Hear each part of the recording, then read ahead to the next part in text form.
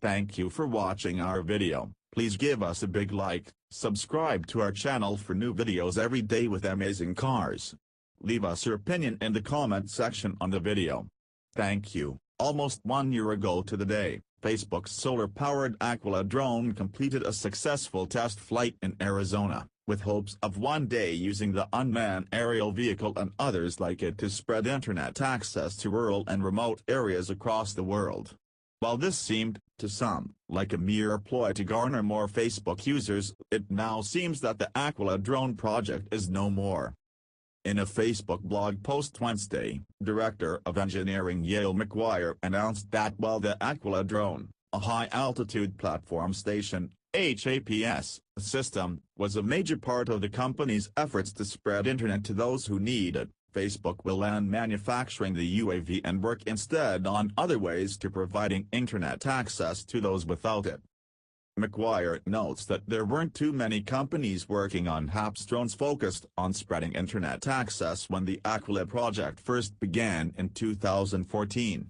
Facebook was eager to work on this endeavor from the top down, from design and development to testing and implementation. While one of those flights was an utter disaster, with a crash landing and broken wing to show for it, 2 other flights were successes. Back then, Zuckerberg called his internet-spreading drone, which has the wingspan of a Boeing 737, something that's never been done before, according to the New York Times. As of Wednesday, however, it appears that none of these efforts is leading anywhere, as the company seems to feel that it's no longer worth it to contribute to the drone industry when so many other, drone-centric entities are making a dent. Given these developments, we've decided not to design or build our own aircraft any longer, McGuire wrote in the blog post.